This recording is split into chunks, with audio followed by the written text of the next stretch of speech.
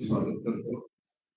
पत्रकार परिषदेला उपस्थित असणारे तुषार कामतीजी, योगेश गोळेजी, अजित चव्हाणजी, नाना पाटीलजी, सतीश शेट्टीजी, विलास लांडेजी, सर्व माझे उपस्थित असणारे विशेषतः दोन्ही राष्ट्रवादी काँग्रेस पक्षाचे सन्माननीय पदाधिकारी, सर्व आमचे कार्यकर्ते, सर्व पत्रकार बंधू, आपल्याला सगळ्यांना माहिती महाराष्ट्रामध्ये 29 महानगरपालिकेच्या निवडणूक सुरू झालेली आज 3 वाजता अंतिम चित्र स्पष्ट झालेलं आहे. काही जागा बिनविरोध झालेल्या आहेत वेगवेगळ्या महानगरपालिकेच्या, बाकीच्या ठिकाणी पंचरंगी अशा प्रकारचे आता निवडणुकीला सुरुवात झाली. या निवडणुकीच्या निमित्तानं सगळ्याच शहरांच्या मध्ये 9 वर्ष निवडणुका न झाल्यामुळं खूप कार्यकर्ते म्हणजे 17ला निवडणूक झाली, त्यानंतर 22ला व्हायला पाहिजे होती, ती 22ला होता, आता 26ला होतीये. 26 साल सुरू झालेलं आहे. फेब्रुवारीतच आपल्याला निवडणूक व्हायला पाहिजे होती 22 मध्ये, आणि त्याच्यामुळं बरेच कार्यकर्ते इच्छुकांची संख्या सर्वच राजकीय पक्षामध्ये जास्त होती. त्यामध्ये केंद्रामध्ये जरी आम्ही एनडीए सरकारमध्ये असलो, राज्यामध्ये आम्ही महायुतीमध्ये असलो, तरी आपल्याला आठवत असेल मागे महाविकास आघाडीमध्ये काम करत असताना देखील स्थानिक स्वराज्य संस्थांच्या मध्ये जिथं शक्य असेल तिथं आम्ही आघाडी करायचो, जिथं शक्य नसेल तिथं आम्ही त्या ठिकाणी एकमेकांच्या विरोधामध्ये उभे राहून त्या निवडणुकांना सामोरं जायचं. अशा प्रकारचं मागचे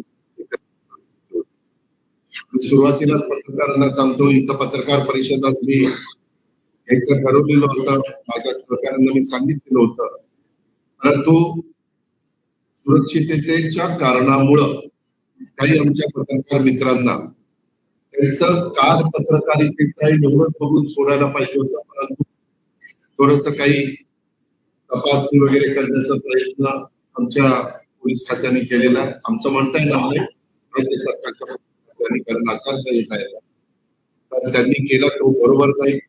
मी अधिकाऱ्यांना पण सांगितलं की हे बरोबर नाही. पत्रकारिता एक महत्वाचा पत्रकार आहे आणि लोकशाहीमध्ये त्यांचंही एक अनन्य साधारण अशा प्रकारचं महत्व आहे, आणि त्याच्यामुळं असं आता पुढे जरी झेड कॅटेगरीचे पुढील तरी देखील आपण ती काळजी घ्या अशा पद्धतीनं तुम्हाला सांगितलेलं आहे. तर कृपा करून तुम्ही त्याबद्दल, आमचा कुणाचा त्याच्यामध्ये दोष नाहीये हे माझ्या पत्रकार मित्रांनो. पत्रकार मित्रांनो, आपल्याला सगळ्यांना माहिती आहे हे शहर जे बदलत गेलं, त्या शहराने एक आकार घेतला. हे 1991 या शहराने एवढं खासदार केलं, त्यावेळेस शहराची म्हणजे फार काही ओळख नव्हती, काही ठराविक कार्यकर्ते होते, परंतु तेव्हा एकसंघ काँग्रेस होती आणि काँग्रेसचे राजीव गांधींनी आणि आदरणीय पवार साहेबांनी मला उमेदवारी दिलेली होती, आणि त्याच्यातून मला इथल्या अनेक लोकांनी आशीर्वाद दिले, काँग्रेसच्या सगळ्या नेत्यांनी आशीर्वाद दिले, सरकारने मला मदत केली आणि मतदारांनी विश्वास टाकला. आणि मला वाटतं त्यावेळेस 35,000चं लीड मिळालं होतं. मी खूप लाख मतांनी निवडून आलो, परंतु त्या विधानसभा तेव्हापासून मी ठरवलं की आपण राजकारणात इतके नौके, आपला जास्त ओळखी नाही, परंतु निव्वळ काँग्रेसचे राजीव गांधी आणि आदरणीय पवार साहेबांच्याकडे बघून आपल्याला निवडून दिलेलं आहे आणि आपण काम केलं पाहिजे. आणि तेव्हापासून मी कामाला सुरुवात केली.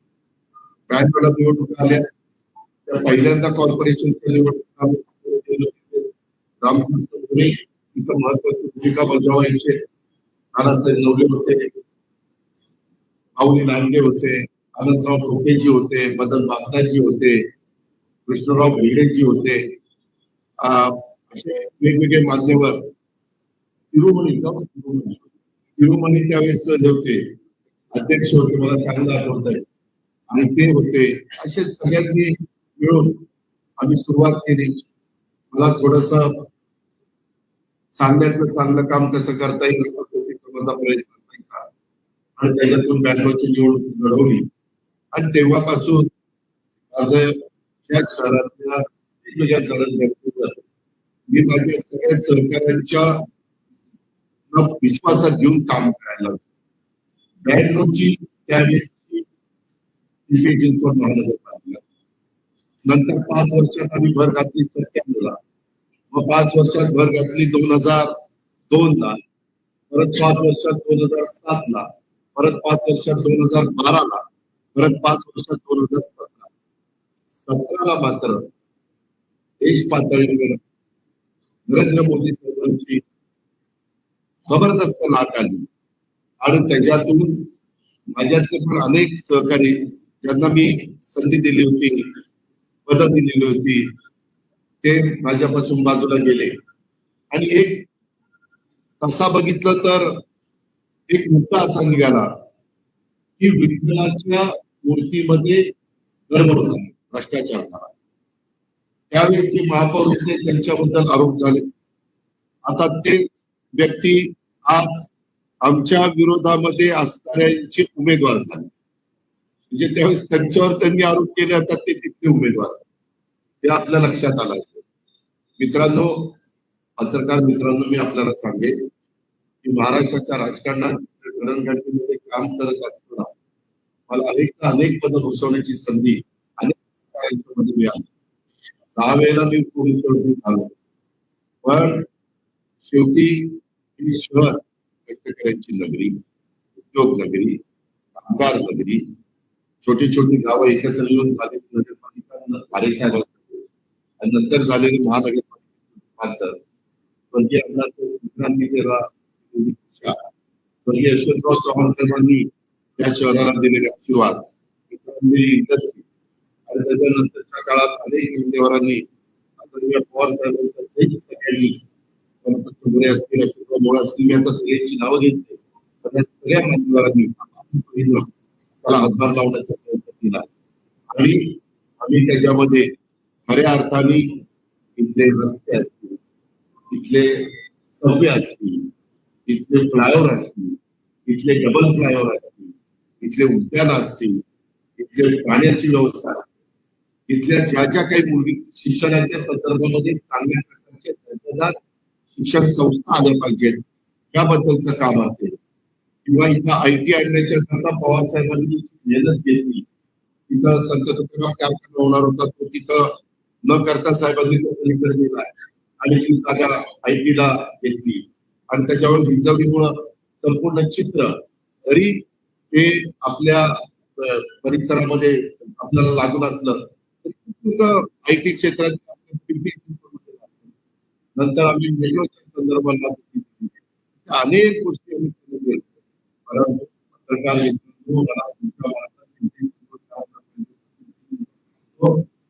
आशिया खंडातली सगळ्यात श्रीमंत महानगरपालिका म्हणून एवढी विकासाची कामे करत असताना केंद्राच्या मध्ये जे करोड रुपयाचा पैसा मिळाला. मला आठवतं एका काळी मी योगेश भांना महापौर केलेलं होते आणि त्यावेळेस म्हणून आपल्याला होतं.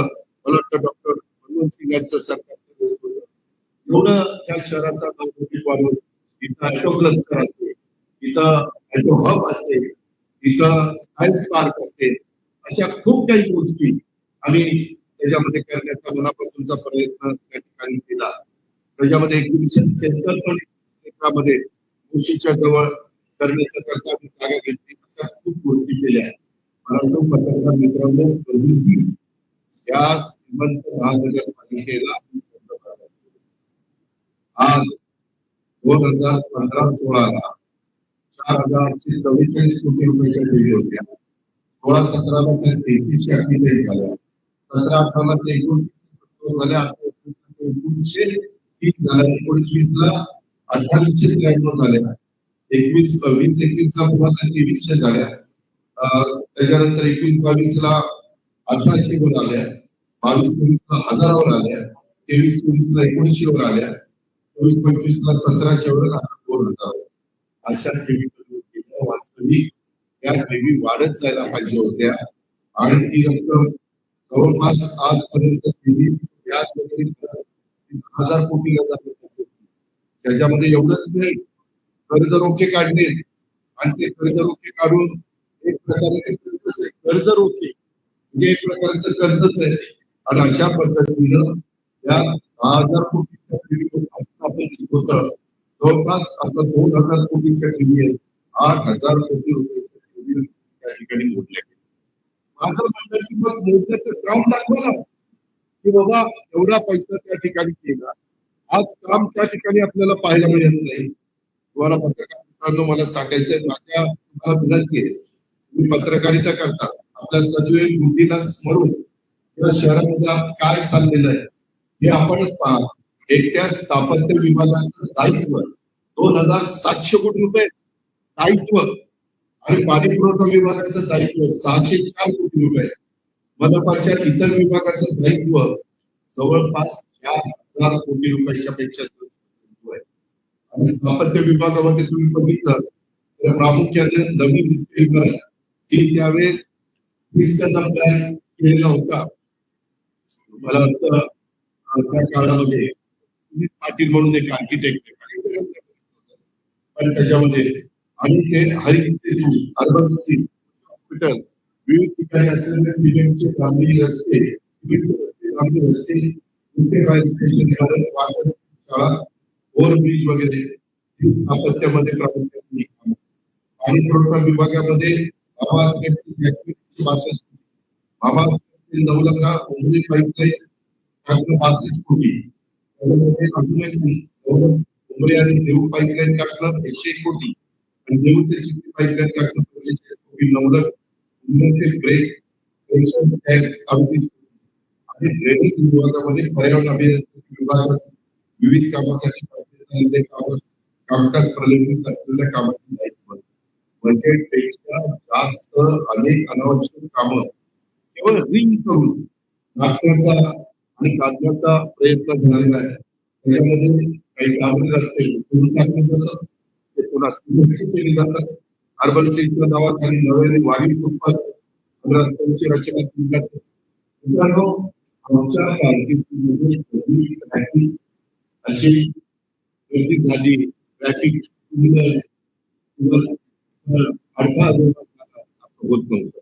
आज पद्धतीच्या निगडीपर्यंत माणूस असाच जवळपास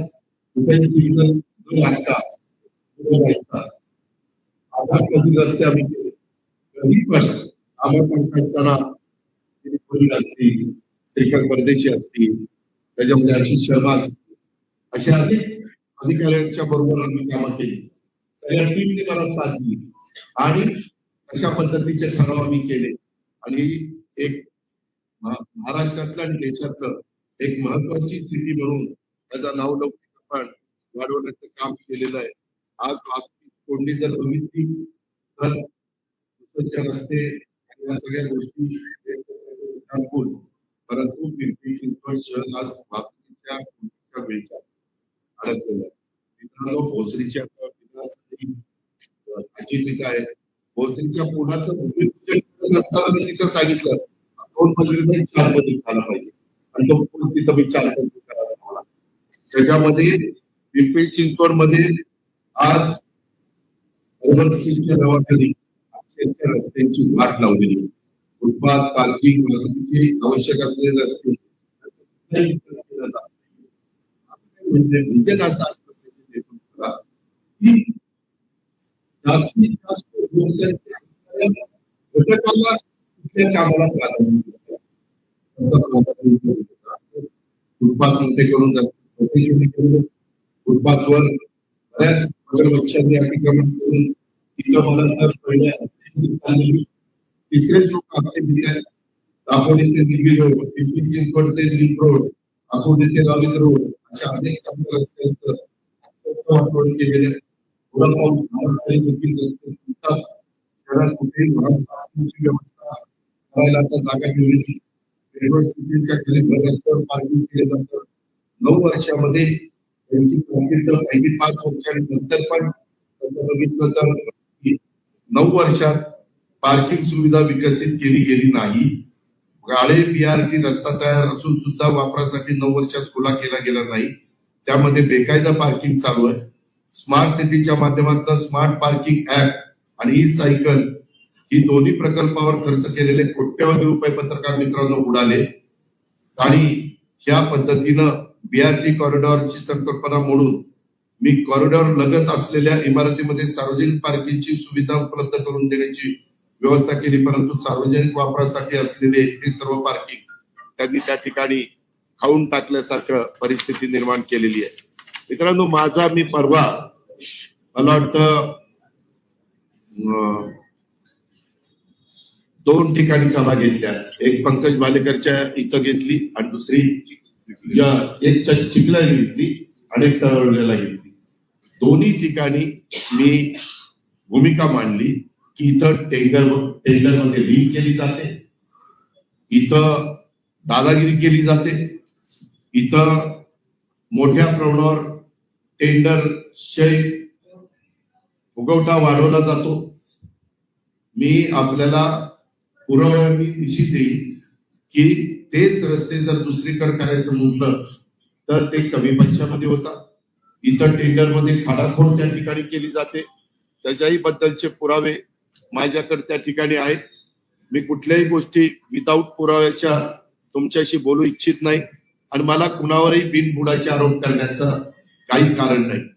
इथं टेंडरिंग, दादागिरी, दापोडगिरी रस्त्याच्या अलीकडे पण अशा पद्धतीनं वेगवेगळे भाग पाडले गेले. त्याच्यामध्ये भोसरी, निगडी, चरोली, चिखली, दिघी, मोशी या पट्ट्यात टेंडर रकमेत ऍडपार किंवा जादा दराने निविदा सादर केल्या जातात. त्याच्यामध्ये वेगवेगळ्या पद्धतीनं 25-25, 30% पर्यंतचा फरक त्या ठिकाणी असतो. आणि तुम्ही बघा, काही लोकांच्या प्रॉपर्टी कशामुळे वाढल्या, असा काय चमत्कार घडला, असं काय त्यांनी कामं करून दाखवली, असे काय त्यांची इंडस्ट्री आहे की आज एक कोट्याधीश चे मालक हे झालेले. एक साधं उदाहरण द्यायचं, मधी कुत्र्याची नसबंदी काढली, भटक्या कुत्र्याची, आणि त्याच्यामध्ये 5 वर्षात 43,680 कुत्र्यांवर नसबंदी केल्याचा दावा केला. आणि लॉकडाऊनच्या काळात सर्व काही बंद असताना देखील 7,145 कुत्र्यावर नसबंदी केल्याचा दावा केला. 71 लाख रुपये नसबंदीवर त्या ठिकाणी बिल अदा केली. आता तुम्ही मला सांगा, जर एवढं झालं होतं तर या वर्षी ऑक्टोबर महिन्याच्या अखेरपर्यंत पिंपरी चिंचवडमध्ये कुत्रे चावण्याची संख्या नागरिकांची 20,000 लोकांनाच कुत्री चावली. आणि मग नसबंदी गेलेली कुत्री गेलं कुठं, आणि कुठं पिल्ल काय झाली कुठं, कसं हे जे काही चाललंय, अक्षरशः आतापर्यंत 1,70,000हून अधिक लोकांना कुत्रे चावल्याच्या घटना घडल्या. पत्रकार मित्रांनो, ही कोर्टाने पण सिरियसली घेतलं. इथल्या आपल्या कुत्र्यांच्या बाबतीत नाही, इन जनरल. आता खरं तुम्ही हसताय राव, मी खरं सांगतो, इन जनरल जे काही चाललेलं आहे त्याच्याबद्दल. पण कशात पण त्या नसबंदीत पण पैसे खायचे, काय मिळेल तिथं पैसे खायचे. पंतप्रधान आवास योजनेमध्ये डुडुळ गावात 1190 सैनिकांचा पंतप्रधान आवास योजनेचा प्रकल्प वाढीव दराने निविदा मंजूर केली.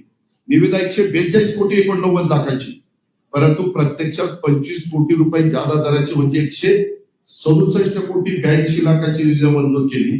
पत्रकार मित्रांनो, प्राधिकरण सेक्टर 12 मध्ये क्रमांक 6,452 सैनिकांच्या प्रकल्पाची सुमारे 630 कोटी रुपयांची निविदा ही त्या ठिकाणी काढली. ती मात्र बीजी सिडकेंनी 17-18% बिलोन घेतली. आज आपल्या इथं जे काही बांधकाम होत आहे त्याच्यामध्ये डुडुळगाव म्हणून जे आपला शहरातला भाग आहे, तिथं जमीन घेऊन स्वतः जमीन विकत घेतात बांधकाम व्यावसायिक किंवा संबंधित लोक, आणि 350 ते 4,000 रुपये प्रति स्क्वेअर फीट दराने फ्लॅट विकतात. मी खोटं सांगत नाही, तिथं डुडुळ गावाला. आणि आपल्या महानगरपालिकेत केवळ बांधकामाकरता 4 ते 4,500 रुपये प्रति स्क्वेअर फीटचा खर्च येतो. हे असलं भ्रष्टाचार चाललेला, असलं धुलाई आपल्या महानगरपालिकेची चालली. मला नागरिकांना आवाहन करायचंय, आता वेगवेगळ्या ठिकाणी देखील तू फॉर्म काढ, थोडा हे करू, तुला ते करू वगैरे वगैरे हे सगळे प्रकार चालले. पिंपरी चिंचवडमध्ये आमच्याकडे पण काम करत असताना केंद्रातली, राज्यातली, जिल्ह्यातली, तालुक्याची, गावची सगळीच त्या ठिकाणी कामकाज आम्ही बघायचो, म्हणजे ज्याला आपण सत्ता म्हणतो, तिथं आमची लोक होती. पण आम्ही सत्तेचा उत्पाद होऊन दिला नाही, माज होऊन दिला नाही. आता सत्तेची मस्ती, नशा आणि माज झालेला आहे आणि त्यामुळे या सगळ्या घटना घडतायत. हे माझ्या पिंपरी चिंचवड नागरिकांनी ध्यानामध्ये घेतलं पाहिजे. स्मार्ट सिटीच्या बद्दल देखील या प्रकल्पात भ्रष्टाचार झाल्यामुळे हा प्रकल्प अपयशी ठरलेला आहे. त्याच्यामध्ये तुम्हाला सांगतो, आपल्या शहरात डग टाकण्यात आले.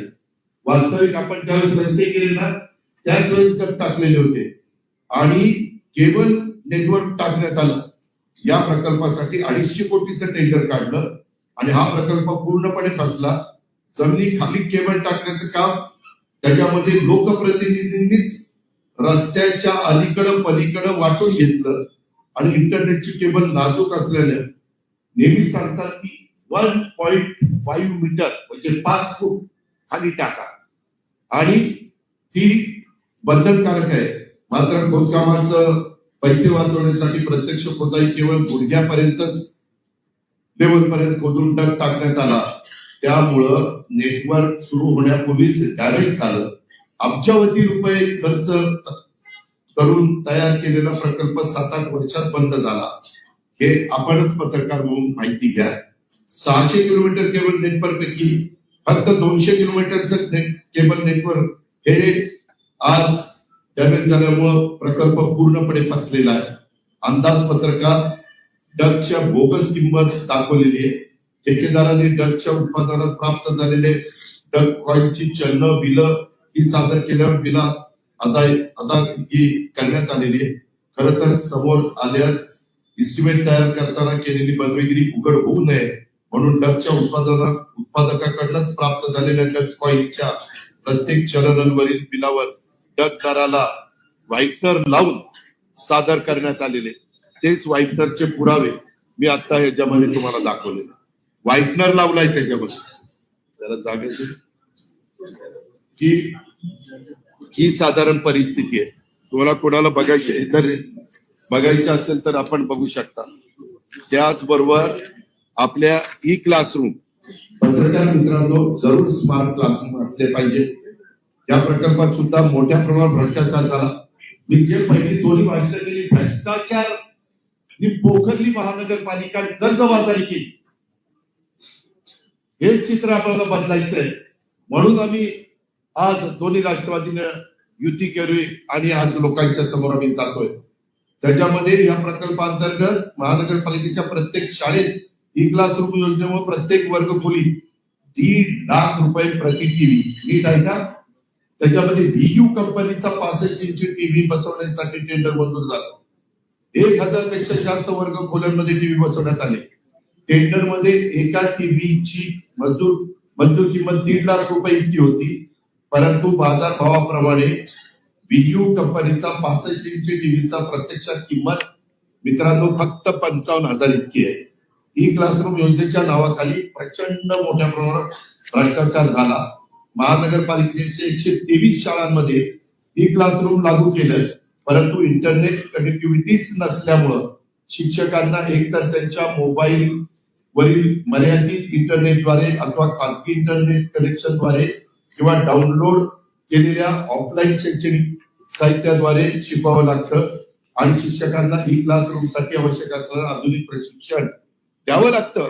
आपण जसं पहिल्यांदा संगणक काढला, आम्ही राज्य सरकारच्या कर्मचाऱ्यांना त्या संगणकाचं कोर्स करण्याच्या करता सवलत दिली आणि त्यांना तो कोर्स करायला लावला. ह्याच्यामध्ये हे सगळं जे झालं ते ई क्लासरूमचा असा खेळखंडोबा केला. काय होणार आहे ते? गोरगरिबांची मुलं त्या शाळेमध्ये शिकतात. ई क्लासरूम झाली असते तर ह्या सगळ्या सुविधा माझ्या गोरगरिबांच्या मुलांना मुलींना मिळाल्या नसत्या. त्याचबरोबर तुम्हाला आठवत असतील तत्कालीन स्थायी समितीचे चेअरमन नितीन लांडगे ऑगस्ट 2021 मध्ये लाच घेताना त्यांना लाचलुचपत प्रतिबंधक विभागाने अटक केली. त्यांना होल्डिंगच्या वर्क ऑर्डर मध्ये काही लाखाची लाच मागणी प्रकरणी अटक केली. ज्यात त्यांच्यासह इतर 5 जणांचा समावेश होता. महानगरपालिकेच्या इतिहासात पिंपरी चिंचवडकरांनो कधी असं घडलेलं नव्हतं, परंतु मनपाच्या वरिष्ठ पदाधिकाऱ्याला अशा प्रकारे अटक झाली. हे मागच्याच मधलं उदाहरण 17 ते 2022. पण 4 वर्ष निवडणुका पुढे गेल्यामुळं हा मुद्दा मी काढला आणि तुमच्या समोर ठेवलाय. रस्ते खोदाईच्या करता पण एक माफिया इथं तयार झालेले, त्याच्यामध्ये रस्ते खोदाई झालेली नाही, गॅस पाईपलाईन, इंटरनेट केबल, सांडपाणी वाहिन्या, पाणी पुरवठा या नावाखाली तुमच्या माझ्या शहराची अक्षरशः चाळण केलेली रस्त्याची, यातील मोठा भाग बेकायदा रस्ते खोदाईचा असून त्यामुळं शहराचं नियोजन पूर्णपणे कोलमडलेलं आहे.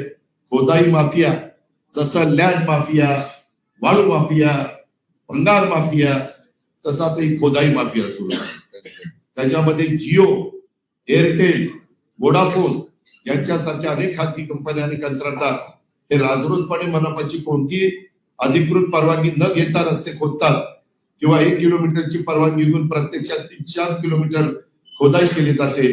रस्ता खोदल्यानंतर तो फक्त माती टाकून खड्डे बुजवले जातात. त्यामुळे पहिल्याच पावसाळ्यात रस्ते खचण्याचं प्रमाण त्या ठिकाणी होतंय. अनधिकृत खोदाईमुळे कोट्यवधी रुपयाचं शुल्क जे महानगरपालिकेच्या तिजोरीमध्ये यायला पाहिजे ते येत नाही आणि एकदा रस्ता खराब झाला की पुन्हा दुरुस्तीसाठी जनतेच्या टॅक्सचाच पैसा वापरला जातो. म्हणजेच एकाच रस्त्याची खोदाई, शुल्क न मिळणं आणि पुन्हा दुरुस्तीचा खर्च असा दुहेरी फटका आपल्या इथं बसतो. वास्तविक मी बघितलेलं आहे, कारण माझ्याकडे पण महावितरण म्हणजे ऊर्जा खातं होतं. त्यावेळेस ऊर्जा खात्याची केबल टाकायला पण ते आमच्याकडनं पैसे घ्यायचे खोदाईला आणि नंतर ते डांबरीकरण करण्याच्या करता. अशा प्रकारे हेच कामं घेतात आणि यांच्या दादागिरीमुळं अधिकारी कचकाऊ भूमिका घेतात. हे आम्हाला बंद करायचंय. त्याकरता उद्याच्या 15 तारखेला माझ्या पिंपरी चिंचवडकरांनी आम्ही जी युती केलेली आहे, घड्याळ आणि तुतारी, या माझ्या उमेदवारांना त्यांनी निवडून द्यायचंय. मला विनंती आहे माझी, पिंपरी चिंचवड महानगरपालिकेचा प्रारूप विकास आराखड्यात नागरिकांच्या मध्ये पत्रकार मित्रांनो खूप मोठी नाराजी आहे. 50,000पेक्षा जास्त हरकती दाखल झालेल्या आहेत. 50,000 कशाला म्हणतो होतो एवढ्या हरकती. आळंदी लगत कत्तलखाना प्रस्तावित आहे. आता आळंदी माऊलीचा परिसर, तिथं कत्तलखाना काढायचं काही कारण आहे का?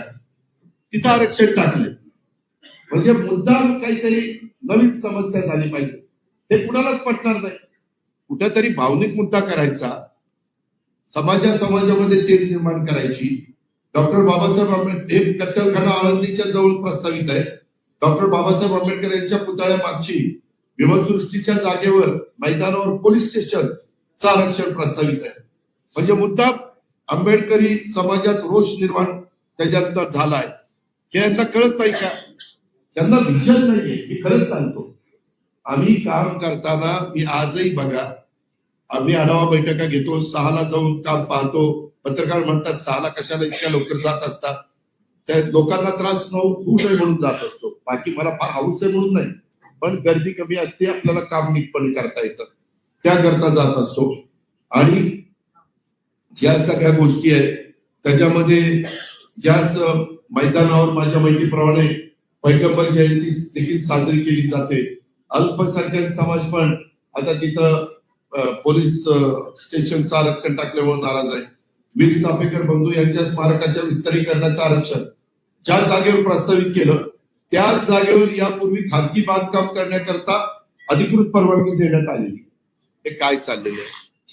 वीर चाफेकर बंधूंचं योगदान तुमच्या माझ्या देशाला स्वातंत्र्य मिळण्याच्या करता ज्यांनी स्वतःच्या जीवाची पर्वा केली नाही, स्वतः शहीद झाले, अशा पद्धतीनं ह्या गोष्टी अधिकृत परवानगी घेऊन बांधण्यात आलेल्या बांधकामावर आरक्षण, रस्ते रुंदीकरण प्रस्तावित, 25-30 वर्षापासून बांधण्यात आलेल्या घरांवर आरक्षण, रस्ता रुंदीकरणाकरता प्रस्तावित, हजारो कुटुंब उद्ध्वस्त झाली.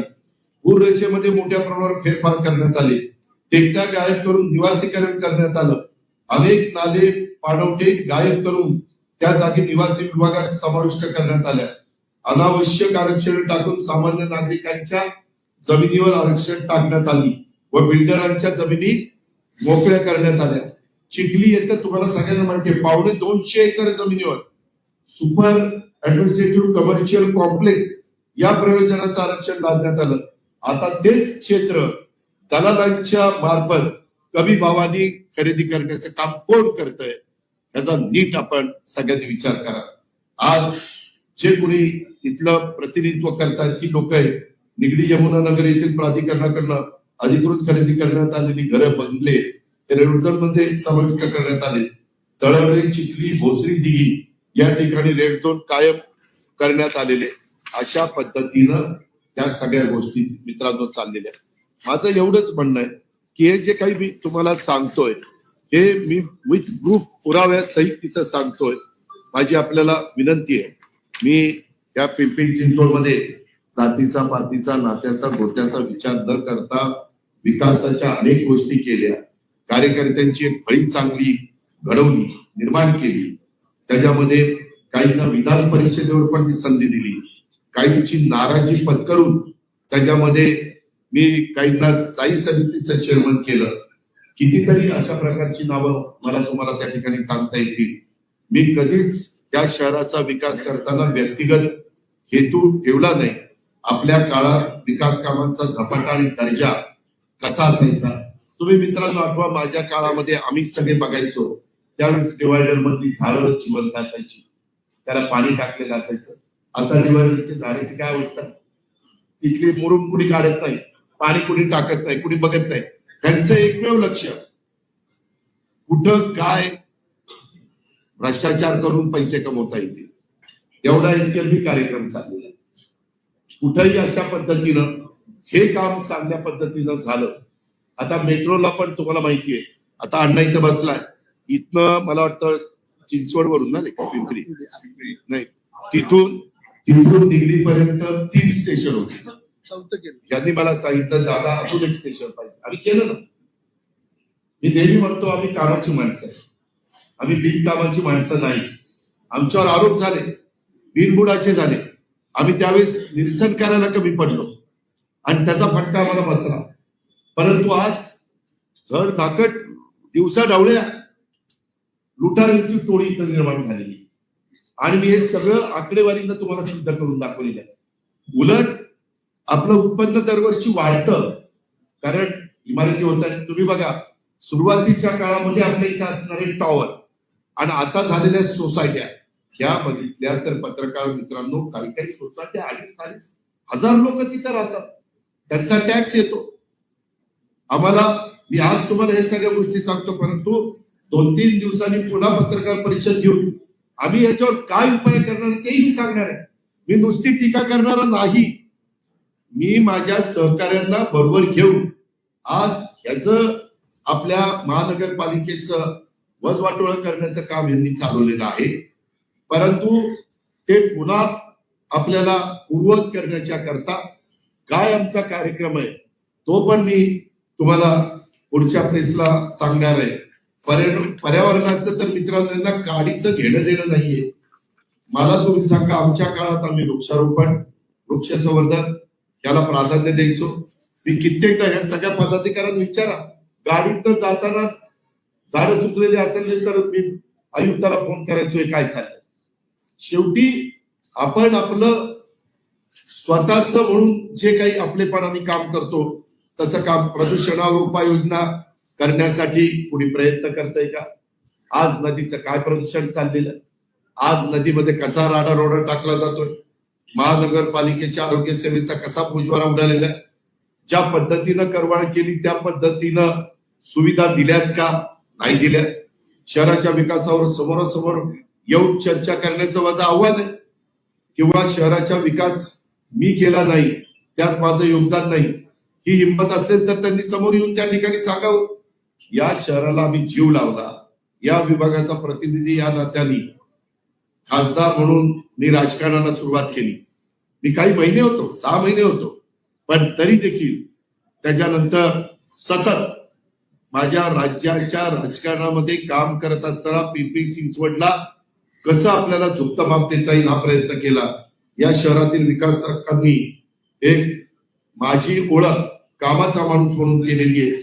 अशा पद्धतीनं पण आपण पाहू शकता.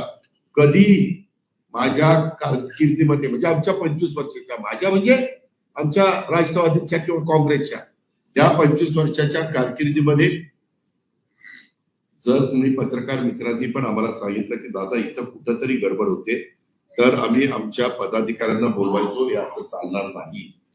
आम्ही आमच्या आयुक्तांना बोलवायचो, त्यांनाही त्या पद्धतीनं त्या ठिकाणी सांगायचो, कारण हे शहर आपल्या सर्वांचं त्या ठिकाणी होतं. या गोष्टी पण आपण या निमित्तानं ध्यानामध्ये घेतल्या पाहिजे अशी माझी आपल्या सर्व पत्रकार मित्रांना विनंती आहे. आम्ही नवीन चेहऱ्यांना संधी दिली, काही अनुभवी लोकांना संधी दिली आहे. आम्ही त्याच्यामध्ये आता प्रचाराची यंत्रणा सगळ्या काही गोष्टी सिस्टमॅटिक पद्धतीनं राबवणार आहेत. आम्हाला कुठेही आचारसंहितेचा भंग करायचा नाही. मित्रांनो, एक माझी बहिणी सकाळी मला भेटायला आली होती. ते म्हणले दादा एका प्रभागात एका मुलाचा अर्ज होता, अक्षरशः सिनेस्टाईलने त्याचा पाठलाग केला, त्याला पकडला, त्याला काही लोकांनी गाडीत घातला आणि उमेदवारी अर्ज मागे घेतला. म्हणजे ही आपल्याला कायदा सुव्यवस्थेच्याही बद्दल त्या ठिकाणी मोठं काम करावं लागणार आहे. जर राजकीय वर्धास्त असला तर कायदा सुव्यवस्था त्या ठिकाणी अडचणीत येतील. ही पण गोष्ट तुम्ही बघा. 25 वर्षात गाड्या फोडणं, म्हणजे आमच्या काळात तसं होत नव्हतं. आता गाड्या फोडणं, ते काय कोयता गॅंग, ते काय स्कूटर जाळणं, अशी दहशत निर्माण करणारी काही लोक नाही, मुलं की ते असतात 18 वर्षाच्या आतले आणि त्यांच्यावर काही गुन्हे म्हणजे कलम लावायचे म्हटलं तरी अडचणी येतात कायद्याच्या. अशा पद्धतीनं माझं आपल्याला सगळ्यांना सांगणं, माझी आपल्याला सगळ्यांना हेही सांगणं, मी राष्ट्रवादी काँग्रेस दोन्ही माध्यमातून नव्या आणि चांगल्या चेहऱ्यांना संधी देण्याचा प्रयत्न केलेला आहे. महिलांची सुरक्षा अतिशय गंभीर असा महत्वाचा विषय आहे. शहराच्या वाहतूक कोंडीचा मोठा प्रश्न आहे. आम्ही एवढे प्रशस्त रस्ते त्या काळामध्ये बनवले, त्यामुळे एका ठिकाणून दुसरीकडे जाताना 10 मिनिटं लागत होती, आता 1-1 तास लागतो. शहरातील वाहतूक व्यवस्था पूर्ववत करण्यासाठी आम्ही काही नवीन उपाययोजना केल्या पाहिजेत, त्या पण मी तुम्हाला पुढच्या वेळेस सांगेन. आम्हाला ना भय ना भ्रष्टाचार म्हणून सत्तेत आलेल्या स्थानिक लोकांनी शहरात संपूर्ण निधीचं आणि महानगरपालिकेत भ्रष्टाचाराचं वातावरण तयार केलेलं आहे. शहरातील अल्पसंख्याक उमेदवारांना दमदाची पैशाचा आम्ही टाकून त्यामध्ये प्रकार या ठिकाणी सुरू आहे. अशाही बातम्या येत आहेत. लोकशाही दादागिरी खपवून घेतली जाणार नाही. जनतेने नोंद घेऊन अशा प्रवृत्तीच्या लोकांना खड्यासारखं बाजूला केलं पाहिजे. पवना नदी, इंद्रायणी नदी, मुळा नदी या 3 प्रमुख नद्यांच्या मध्ये आपली ही उद्योग नगरी वसलेली आहे. त्या नद्यांचा जाणाऱ्या सांडपाण्याचा कोणतीही प्रक्रिया न करता डायरेक्ट नदी पात्रात सोडतात. त्या न केल्यामुळं ते त्याच्यावर सिवेज ट्रीटमेंट प्लांट मध्ये ट्रीटमेंट न केल्यामुळं कामाचे पैसे उकळले जातात. काही अधिकारी दबावाला आमिषाला बळी पडतात. अशा दुर्दैवी घटना इथं चाललेल्या आहेत.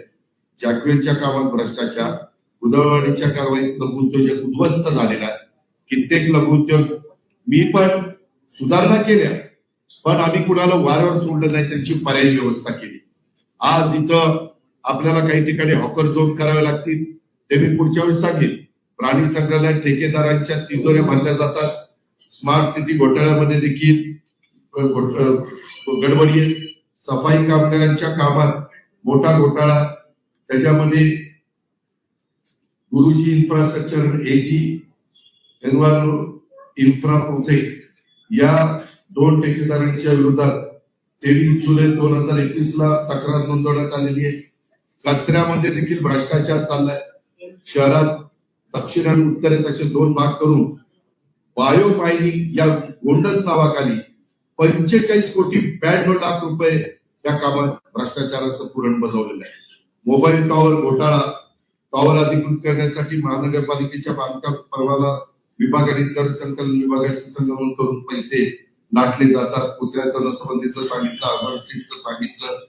त्याच्यामध्ये 1.25 किलोमीटर रस्त्यासाठी पत्रकार मित्रांनो, खर्च किती असावा? 81 कोटी. 1.25 किलोमीटरचा रस्ता, 81 कोटीचा खर्च. काय चाललंय म्हणजे फार लुबाडणूक, अशी लुबाडणूक कधी कुठे बघितली नव्हती. टेटको रस्त्यावर मुळा नदी सुधार कार्यक्रम 300 कोटीचा, स्वच्छतेच्या निविदा. पण शहर तुम्हाला स्वच्छ दिसतं का? धूळ आणि कचरा त्या ठिकाणी दिसतो. पालिकेच्या कारभारात पारदर्शकतेचा पूर्णपणे अभाव आहे.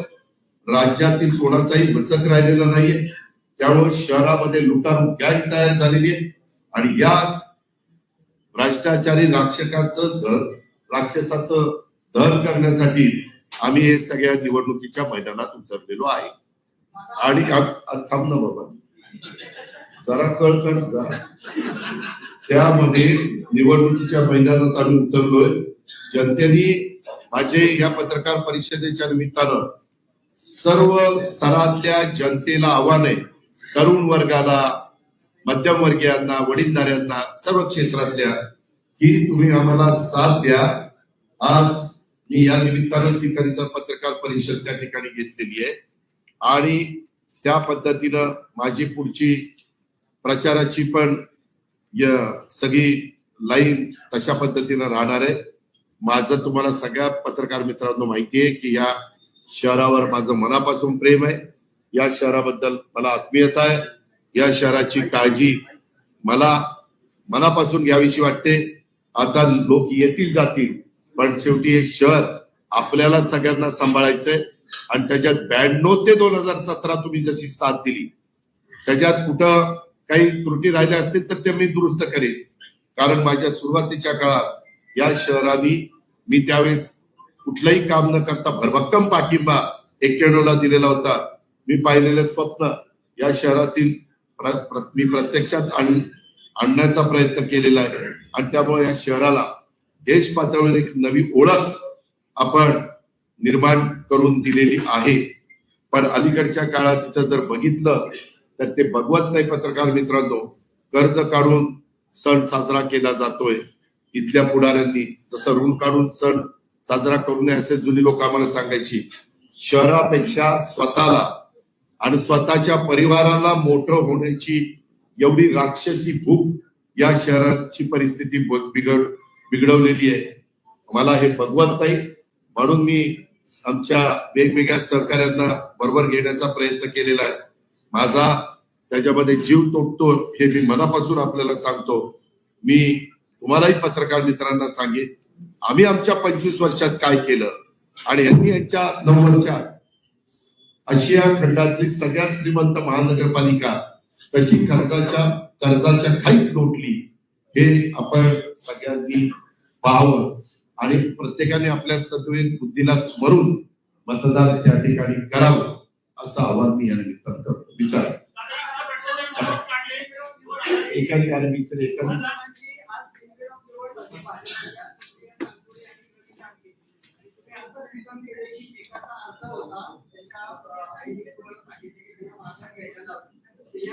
नाही आईने नाही सांगितलं. एक माझी लाडकी बहीण आलेली होती, त्यांनी सांगितलं. नाही याच्या संदर्भामध्ये मी ते कोण होते काय होते ते विचारपूस केली नाही, परंतु असले प्रकार या शहरामध्ये झालेले आहे. आमच्याही काळामध्ये मी मागं काही बिनविरोध निवडणुका त्या ठिकाणी झालेल्या तुम्हाला पण सगळ्यांना माहितीये. पण लोकशाही पद्धतीनं ते झाल्या, संविधानाच्या माध्यमातून झाल्या, घटनेने जे घालून गेलेली शिस्त आहे त्यांनी झाल्या, तर आमचा काही विरोध असेच कारण. अहो त्यामध्ये काही उमेदवार त्या बाबतीमध्ये त्यांची इतकी दहशत आहे की तिथं उभं राहायला देखील काही जोडत तयार होईल. ही वस्तुस्थिती आहे, हे मी मान्य करतो, ही वस्तुस्थिती आहे.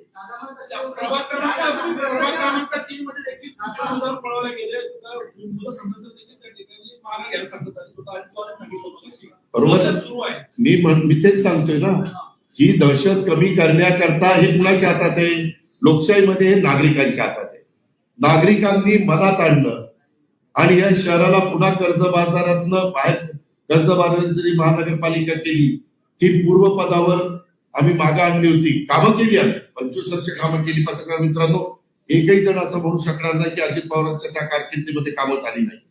कामं केली, वृक्षारोपण झालं, ग्रीनरी झाली, सगळ्या काही गोष्टी झाल्या. पण त्यावेळेस आम्ही कर्ज काढलेलं नव्हतं. उलट ठेवी वाढवत वाढवत केंद्राचा पैसा, राज्याचा पैसा, वेगवेगळ्या योजनांचा पैसा आणि त्याला जोड आपल्या महानगरपालिकेची, असं करून आम्ही ती केली. यामध्ये आमच्या हातामध्ये महानगरपालिकेची सूत्र गेले 9 वर्ष नाहीये.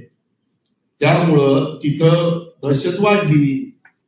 हे साधं सरळ गणित आहे.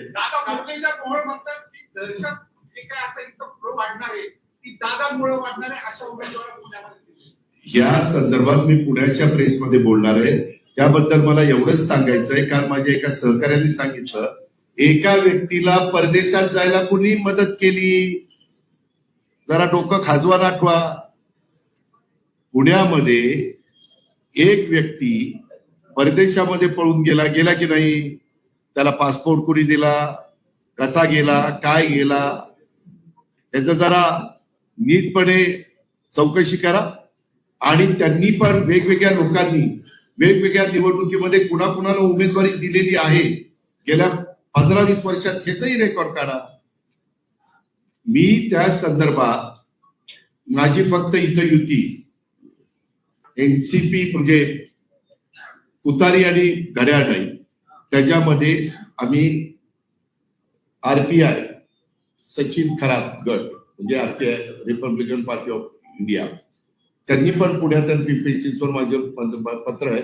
काल विजय स्तंभाला दर्शन करण्याच्या करता, अभिवादन करण्याच्या करता मी गेलो. आपलं 1 जानेवारीला पण जमतो ना, तिथंही सचिन माझ्या बरोबर होता. त्याच्या संदर्भात काही जागा आम्ही इतर म्हणजे त्यांना सोडल्या. आता त्यांना जागा सोडल्यानंतर त्यांनी कुणाला उमेदवारी द्यावी हा त्यांचा अधिकार आहे. आता इथं पीपल्स रिपब्लिकन पार्टी महाराष्ट्र प्रदेश संभाजीराव रंगनाथ गायकवाड, जोगेंद्र कवाडे साहेबांचे, त्यांनी पण आम्हाला पाठिंबा दिला, असा अनेक लोकांनी दिलेला आहे. त्याच्यामुळं त्यांना तिथं उमेदवार जे वाटून येतील तिथं त्यांनी कुणाला द्यावी हा त्यांचा अधिकार आहे. आणि मी मगाशी जे सांगितलं, हो का, हे व्हाईटनर लावलेलं, मी जर मगाशी म्हणत होतो ना, हे जे प्रकार आहे, हो का, व्हाईटनर लावलेलं, हे माहितीच्या अधिकारात आपण माहिती काढली. हो का, व्हाईटनर लावलेलं, हो का, व्हाईटनर लावलेलं, भयानक चाललंय, भयानक. यामध्ये आमच्या हातात सूत्र आल्यानंतर त्याची चौकशी रितसर, कुठलेही पार्सलिटी न करता, त्या व्यवस्थितपणे जे काही नियम करून दिले त्या नियमाने आम्ही करू. पण त्याकरता जनतेचे आशीर्वाद आम्हाला पाहिजे. त्याकरता घड्याळ आणि तुतारी याला यांनी साथ दिली पाहिजे.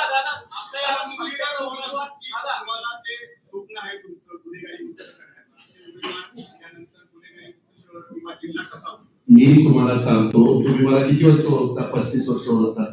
35 वर्ष ओळखता ना. मी कधी ह्या गोष्टीचं समर्थन केलं? कधी केलंय? आणि आता मी तुम्हाला कुठल्या प्रकारे 3चं संपलं की अजून माझ्याकडे यादी आली नाही.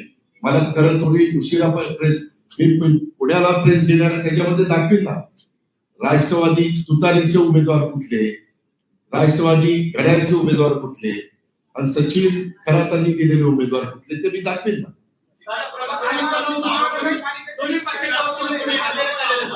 काय काय बर, उद्या त्याला गुन्हा कुणावर झाला तर गुन्हा सिद्ध व्हायच्या आधीच तो दोषी असतो का? असतो.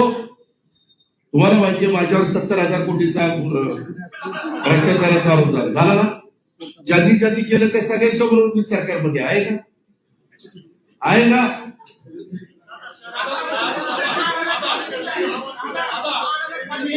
अरे एकाने बोला ना, माझ्या हातून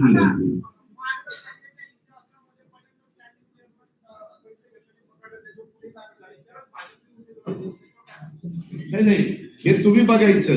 मी काय बोलणार आहे? मी बोललो की तुम्ही म्हणाल हा हे असंच करणार. तुम्हाला सगळे उमेदवार डोळ्यासमोर आहेत, कुणी काय केलं. आता ज्या माझ्या लाडक्या भगिनीला मी महापौर केलं होतं, तिनंच तिकडे तिकीट घेतलं, तिच्यावरच आरोप झाले की हिनं ते पांडुरंगाच्या मूर्त्यांमध्ये गडबड केली. आता काय करायचं?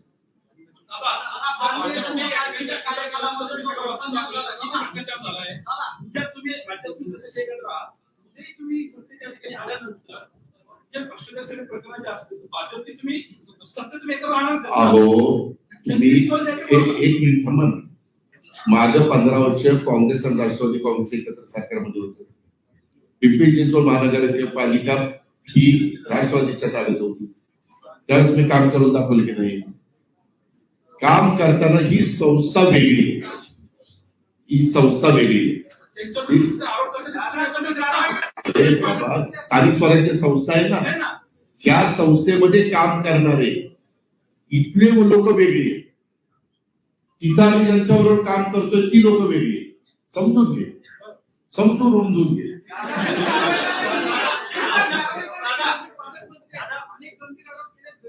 त्याच्यामध्ये सांगितलं ना की महानगरपालिकेची सूत्र जर पुन्हा मागच्यासारखी आमच्या हातात दिली तर आम्ही या सगळ्या गोष्टी मी पुढच्या प्रेसला हे सगळं तुम्हाला काय करणार. मी आज काय सांगितलं, काय घडतंय, गेल्या 9 वर्षात काय घडलंय आणि काय घडतंय आणि कसं कर्ज वाढलंय आणि कशा ठेवी नष्ट झाल्या आणि कशी बिलं देणं बाकी आहे स्थापत्याची आणि त्या सगळ्यांची, हे मी दाखवलं. हो का? तुम्ही साथ दिली ना, 12 तास पण मला जास्त झाले. त्यामध्ये मी जे भाषण तळवण्याला आणि चिखलीला केलं त्याला लाईक्स किती आले? 4,60,000 लाईक्स आले. कशामुळं करायचं ना? पूर्वी काय व्हायचं, पूर्वीची गोष्ट वेगळी. आता electronic media, print media, Instagram, Twitter, Facebook या सगळ्या गोष्टी इतक्या ऍक्टिव्हपणे काम करतात. मीच आश्चर्यचकित झालो ते 4,60,000 लाईक्स मिळाल्यानंतर. म्हणजे लोक बरेच जण आता सभेला न जाता आता ही पत्रकार परिषद पूर्ण राज्यात गेली ना, लाईव्ह तुम्ही दाखवताय. माझं काम कित्येक करोड लोकांना तुम्ही दाखवले.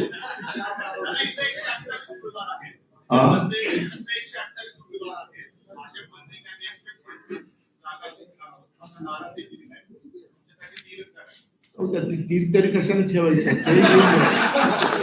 त्या पण घेऊन टाकू. प्रभाग क्रमांक 19 मध्ये पिंपरी चिंचवड शहर विकास आघाडी म्हणून एक आघाडी आली आहे. प्रभाग क्रमांक 19 मध्ये पिंपरी चिंचवड शहर विकास आघाडी नावाची एक 4 उमेदवार आहेत. त्यांना भाजपच्या पडद्यावर म्हणजे स्थानिक नेत्यांचा पाठिंबा, छुपा पाठिंबा आहे अशी चर्चा चालू आहे. यावर आपलं काय मत आहे? मी त्याची माहिती घेतो. मी जेवढे काही उमेदवार आमचे आपल्या तुतारी, घड्याळ आणि आमच्या सचिन आणि हे बाकीचे आम्ही पार्टीमध्ये ना यांचे उभे केलेले आहेत. त्यामध्ये मी इमाने इतबारे, मी कधी माझ्या राजकीय जीवनामध्ये जुन्याही पत्रकार नाही आहे, मी कधी फिक्सिंग केलं नाही. बॅक फिक्सिंग मी प्रत्येकाला मी त्यांची कामं केली असते. काही लोक विरोधी पक्षांची निवडून आल्यानंतर कधी कधी तर 78 पैकी 70 आमचे असायचे, 8 विरोधी असायचे. पण मी त्यावेळेस महापौर स्टँडिंगला सांगायचो त्यांनाही द्या, कारण ते शेवटी कुठल्या तरी वॉर्डाचं प्रतिनिधित्व करतात ना. आणि मागील 25 वर्षात असं एक उदाहरण माझ्याकडे आलं की आम्ही हे काम जाणीवपूर्वक होऊन दिलं.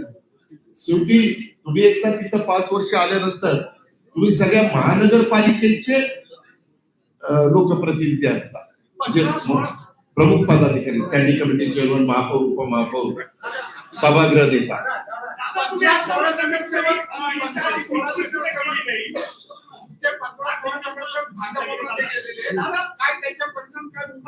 काय नाही, त्यांना ज्यावेळेस मी नगरसेवक केलं त्या आधी नगरसेवक नव्हते ना, कोरीच पार्टी होती ना.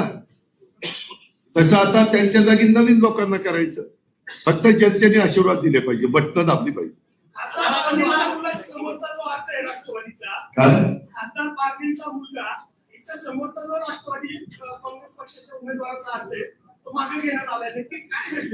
त्याच्यामध्ये ते सांगायचं राहिलं. माझं अजित गव्हाणेंचा मला निरोप आला की त्या 4च्या प्रभागामध्ये 2 जागा राष्ट्रवादीच्या, 2 जागा शिवसेनेच्या, म्हणजे धनुष्यबाणाच्या. आम्ही शिवसेनेबरोबर पण चर्चा केली परंतु बाकीच्या ठिकाणी आमची ऍडजस्टमेंट झाली नाही. पुण्यामध्ये पण आम्ही चर्चा केली. तुम्ही बघितलं होतं, ते माझ्याकडे आले होते काही त्यांचे प्रतिनिधी. इथं मात्र आम्ही आमच्या दोघांच्या अंडरस्टँडिंगनी 2 त्यांचे 2 आमचे केले.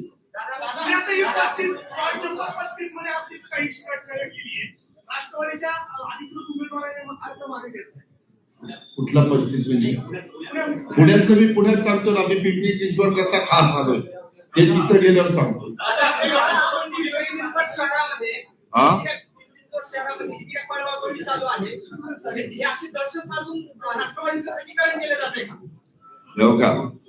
शेवटी कुणी कुणाचं खच्चीकरण करू शकत नाही, पण ह्याच्यातनं जनता जनार्दन फार बारकाईने बघत असते. तुम्ही बघितलं मागच्या काळामध्ये, मला आठवतंय तेव्हा मी हायस्कूलला होतो, 75ची इमर्जन्सी आली. इमर्जन्सी मध्ये बोलणं पत्रकारांना पण अवघड झालं होतं, बरोबर आहे? सगळे चिडीचूप, काहींना तर जेलमध्ये टाकून दिलेलं होतं. टाकलं होतं की नव्हतं? पण नंतर 75च्या नंतर 77ला निवडणुका आल्या आणि जयप्रकाश नारायण यांनी एक उठाव केला. कित्येकदा त्यावेळी जनता पक्षाचे मध्ये का जनता दल असं काहीतरी होतं, त्यांचे उमेदवार काउंटिंगला गेले नाही की आपलं काय खरं नाही म्हणून, आणि ते सगळे निवडून आले. आपल्या देशातली जनता, आपल्या मतदार हा घटनेचे शिल्पकार डॉक्टर बाबासाहेब आंबेडकरांच्या मुळे त्यांना जो मताचा अधिकार मिळालेला आहे. त्यांना जर असं हे काही चुकीचं चाललेलं दिसलं आणि ते त्यांना पटवून देण्याच्या करता समोरचे लोक यशस्वी झाले, तर जनता मी मांडणाऱ्यांना डोक्यावर पण घेते आणि मी मांडणाऱ्यांना खाली पण फेकून देते. हा इतिहास आहे की नाही? आहे ना.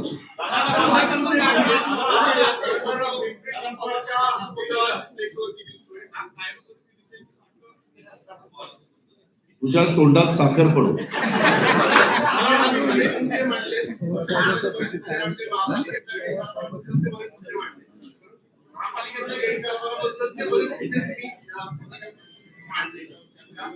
खरे ते मांडले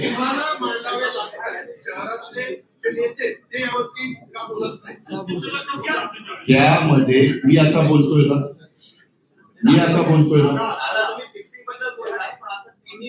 अरे बाबांनो, तुम्ही मला साथ द्या. मी नाही बदल करून दाखवला तर बोला ना. त्यामध्ये त्या संदर्भामध्ये सगळ्या गोष्टी पूर्वी जशा व्हायच्या त्या पद्धतीने होती. सगळ्याचा मान सन्मान ठेवून आम्ही करू. अजित पवार सारख्यांनी उमेदवारी अर्ज भरला नाही, तर दुसरीकडे विक्रांत लांडे उमेदवारीच्या रिंगणात दिसून येत नाही. विक्रांत लांडेंच्या त्यांनी मला सांगितलं की मला नाही दिलं तरी चालेल, माझ्या भावाला द्या, म्हणून त्याच्या भावाला दिले ना. अजित पवार म्हटलं, दादा मी आता आमदारकीला उभा राहणारा माणूस महानगरपालिकेला कसा त्याच्यामुळे ती आता पुढच्या आमदारकीची वाट बघतो. काय आपली अडचण?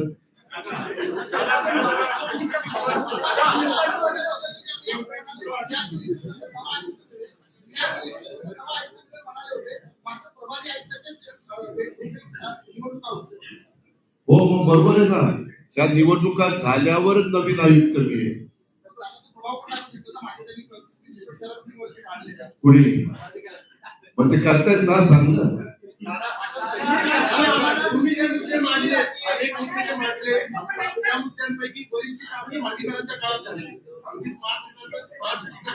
अहो एक मिनिट, तुम्ही साधं गणित, कुठली नगरपालिका, महानगरपालिका किंवा संस्था असेल तर त्याच्यामध्ये जो प्रमुख असतो, जो ते चालवतो, जो त्याच्यामध्ये टीम मेकर असतो, त्याला जबाबदार धरलं जातं ना. अधिकारी काही 3 वर्ष येतात, बदली करून निघून जातात. तुम्ही ऐका, मी वेगवेगळे चांगले अधिकारी आणू शकत नाही. ते राजेश पाटील पण चांगला अधिकारी होता की नाही? मी तर ते ओरिसा का कुठल्या काढायचे होते, पण आणले होते, ते चांगलं काम करत होते. मी नेहमी माझ्या हातात जेव्हा असतं त्यावेळेस चांगले अधिकारी सर्व ठिकाणी आणायचा प्रयत्न करतो, कारण त्याच्यातलं निम्म काम आपलं वाचतं.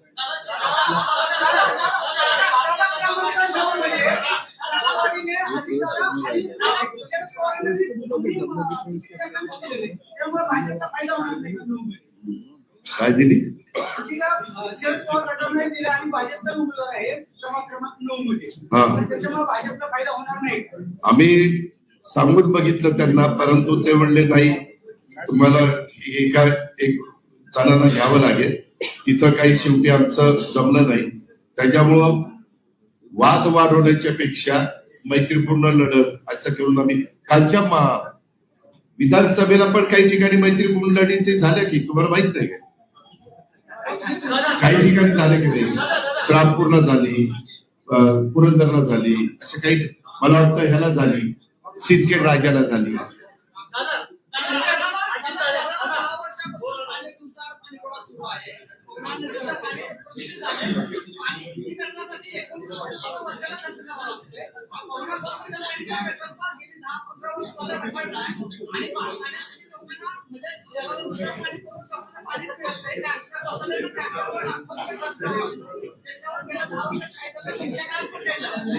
एक मिनिट, आमच्या काळात झालं नाही असं चुकीचं बोलू नका. मी माझ्या काळामध्ये बंद पाईपलाईनचं काम सुरू केलं, त्याच्यानंतरच्या काळामध्ये एक घटना घडली, ती गोळीबार झाला, त्याच्यातनं माझी प्रचंड बदनामी केली की होय त्यांनी हे सगळं कृत्य घडवलं, त्याची जबरदस्त किंमत मला राजकीय मोजावी लागली. आणि त्याच्यानंतरच्या काळामध्ये महानगरपालिकाच माझ्या हातात गेली आणि ते काम केलं पाहिजे. मी आता सुनील शेख यांना पण विनंती केलेली की पुढं का होईना, जर नागरिकांनी माझ्या ताब्यामध्ये महानगरपालिका दिली, मी सांगतोय, मी स्वतः बघणार, मी कामाचा माणूस आहे. माझे नागरिकांना आव्हान आहे, तुम्ही माझे उमेदवार निवडून द्या, मी रोज पाणी या शहराला देण्याच्या करता 100% यशस्वी होत असेल. मी जे बोलतो ते करतो, तेवढी धमक ताकद माझ्यामध्ये आहे.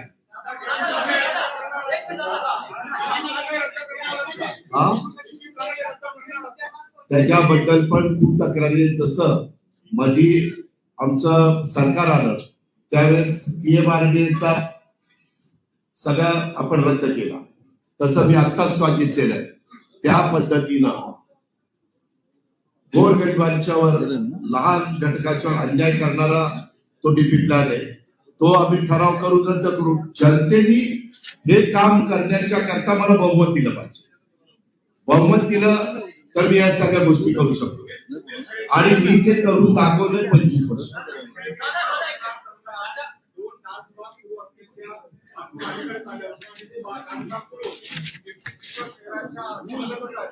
शहरामध्ये आजही पाण्याची तोडफोड पोलिसांचा वचक राहिला नाही. ते सांगतो ना, म्हणून तर महानगरपालिका माझ्या ताब्यात दिल्यावर मी ते अधिकाऱ्यांना करीन ना, हे सांगतो साहेब.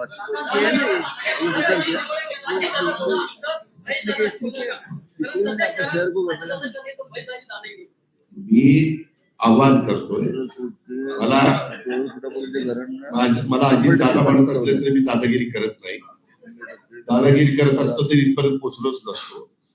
मला सगळ्या जाती धर्माच्या लोकांना बरोबर घेऊन जायचंय. शिवशाहू फुले आंबेडकरांच्या विचारधारेने आम्ही पुढे जाऊन पाहतोय. त्याला माझ्या पिंपरी चिंचवडकर हा मिनी भारत आहे, त्या मिनी भारताने आम्हाला आशीर्वाद द्यावेत.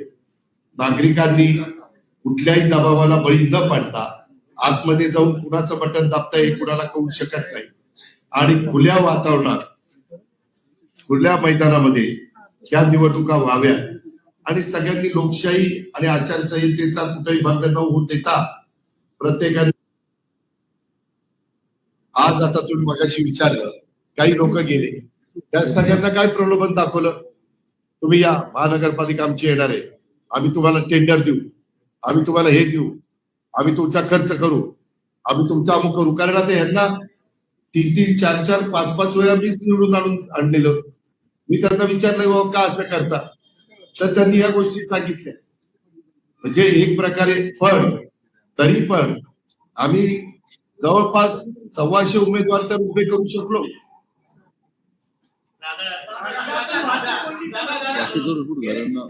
नाही तर पुढच्या सांगतो मला ते पुढं आम्ही काय करणार आहे ते.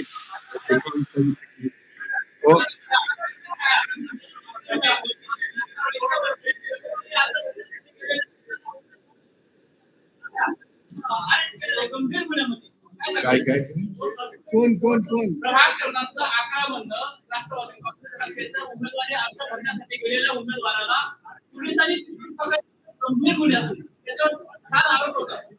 मी माहिती घेतो, मला ही बातमी आताच कळली. आमचा कोणी उमेदवार नाही. अरे फोटो काय, आता कुणी फोटो काढतोय? अहो पक्षप्रवेश झाला म्हणजे तो माझा उमेदवार आहे कसा आहे? अरे बाबा नाही ना, एबी फॉर्मच दिला नाही, असं काय करता तुम्ही?